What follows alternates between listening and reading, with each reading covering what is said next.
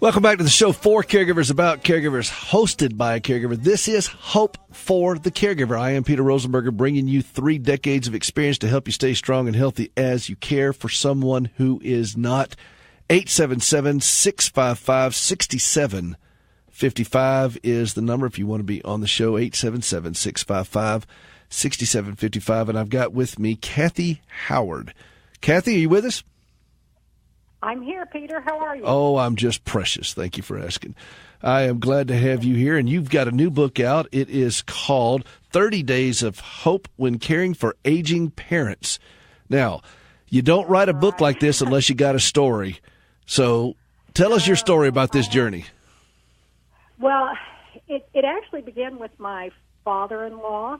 And caring for my father-in-law was so different than caring for my parents have been, and everybody's story is so unique. But my father-in-law lived with us for the last 5 years of his life, and mentally he was with it, but physically he had one major problem after another, particularly his heart. And so we ran him to doctor's visits, and we sat in the hospital, and we cared for him day to day with physical therapy and the whole gamut. And I know your listeners are used to that kind of a packed calendar with making sure your parents get everything that they need.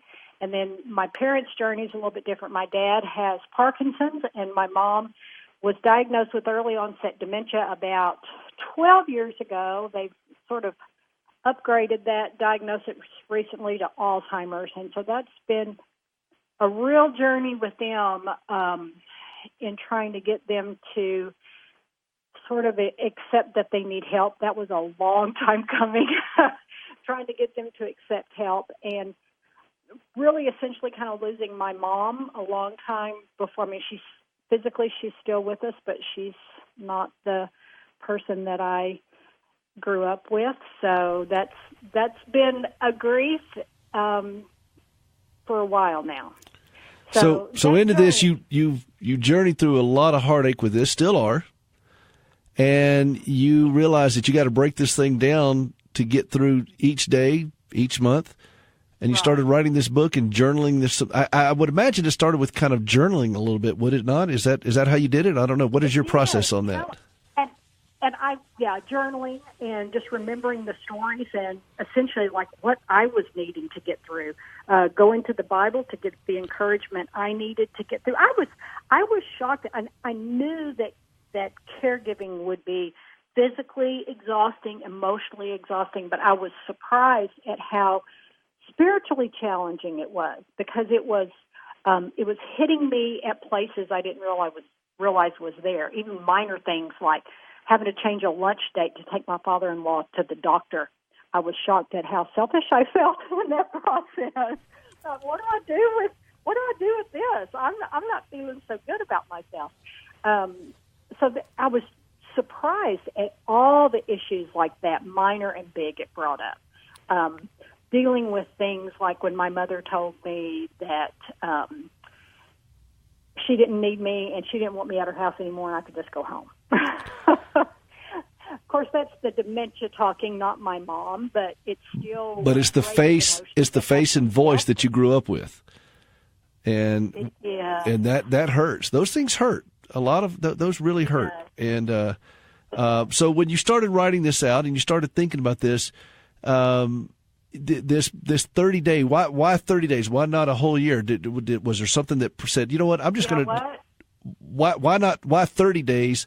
Versus a whole year of this? What made you compress it down to such a small amount of time? Well, practically, we would need more than a year, wouldn't we? But I'll just be honest with you. My publisher has a line of books called 30 Days of Hope When, and they're very targeted for specific situations like an infant loss and dealing with chronic illness. So it's part of that line of hope books.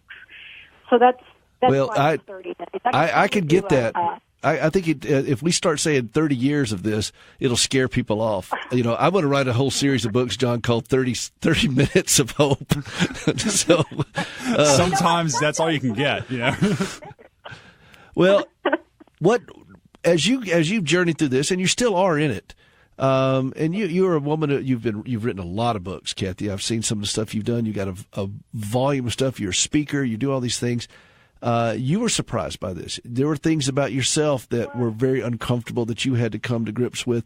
And as I read through the book, what are some things that you would say to women and men? You wrote this from a woman's perspective, and that flows through it very well. But what are some things you would say to those just now finding themselves in this?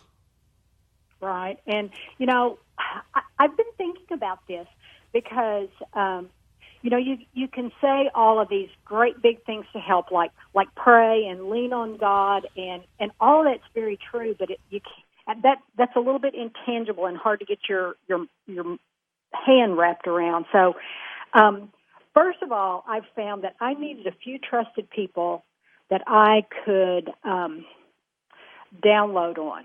Like, for instance, that night when my mom told me that I should just go home, she didn't want me at her house, even though I knew that was the dementia talking, I was highly upset over that. And I thought, what do I do with this? So my husband is a great sounding board, and I was able to talk through it with him, and we can't just go screaming that from the rooftops, but we need a handful of people that no, I'm just doing it right on your program. Well, we can't do it, but that doesn't mean we haven't done it.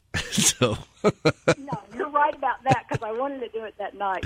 But we need those handful of trusted people that not only will let us vent to them, but then they'll also hold us accountable. So, what are you going to do with that anger? Which my husband said, you can't go on the rest of the day with this. So find a few trusted people to act as sounding boards in an accountability network.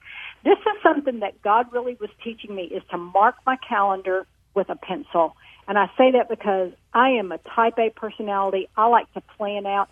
And as you know, caregiving, like you can plan your month, but that doesn't mean that any of those things are going to happen, because all kinds of things can come up. I like that, by the way. I just wrote that down. Mark your calendar with a pencil. Oh yeah. No, I was gonna call that one out. That's good stuff. What that implies though, Kathy, is that I'm actually keeping a calendar.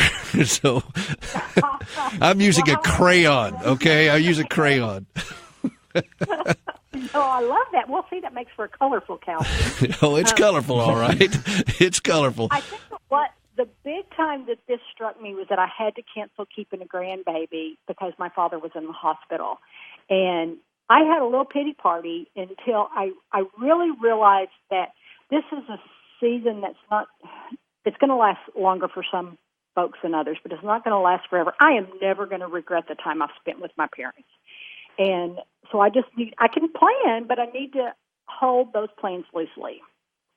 Well, there's a great song by the 38 Special called "Hold On Loosely." Oh, yeah, you should have had that ready, John. I know, man. I'm falling down on the job. I'm showing my age, but that's a great song. It's one of my favorite. I think that's the only song by 38 Special I like. Is the "Hold On Loosely." But you're right. You can't maintain the level of intense adherence to a schedule when you're a family caregiver. I mean, you just can't.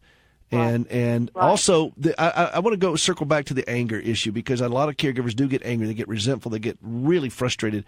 And it is exhausting to maintain that level of anger.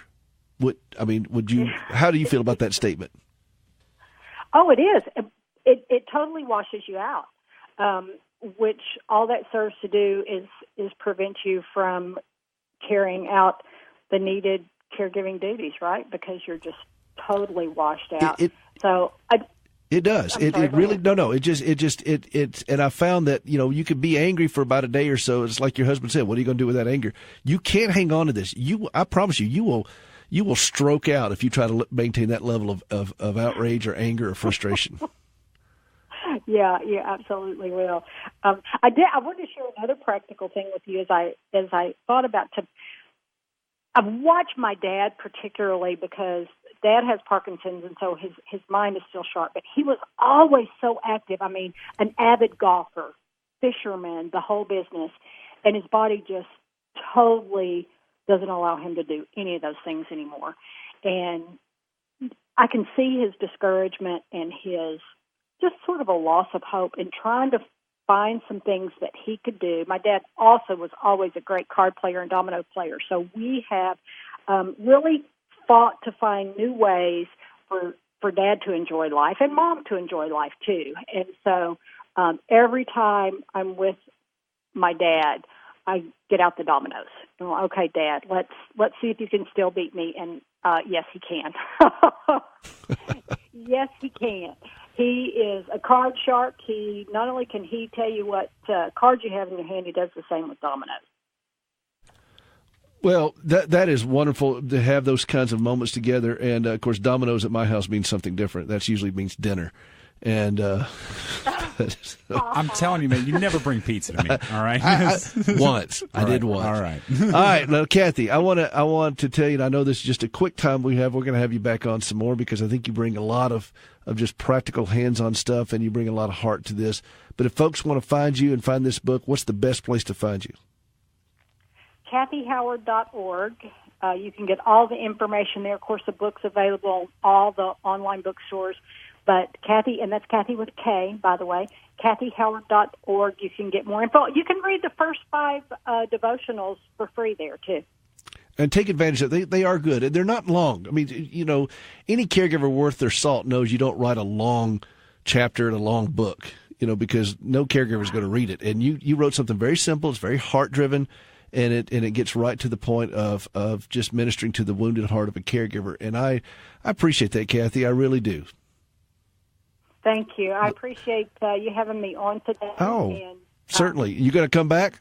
Absolutely. Okay. All right. Listen, this is Kathy Howard. The book is called 30 Days of Hope When Caring for Aging Parents.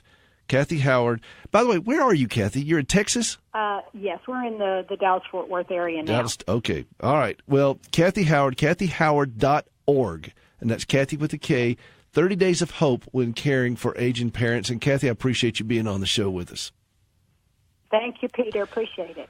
Have you ever struggled to trust God when lousy things happen to you? I'm Gracie Rosenberger, and in 1983, I experienced a horrific car accident leading to 80 surgeries and both legs amputated. I questioned why God allowed something so brutal to happen to me. But over time, my questions changed, and I discovered courage to trust God. That understanding, along with an appreciation for quality prosthetic limbs, led me to establish Standing with Hope. For more than a dozen years, we've been working with the government of Ghana and West Africa, equipping and training local workers to build and maintain quality prosthetic limbs for their own people. On a regular basis, we purchase and ship equipment and supplies, and with the help of inmates in a Tennessee prison, we also recycle parts from donated limbs. All of this is to point others to Christ, the source of my hope and strength. Please visit standingwithhope.com to learn more and participate in lifting others up. That's standingwithhope.com. I'm Gracie, and I am Standing with Hope.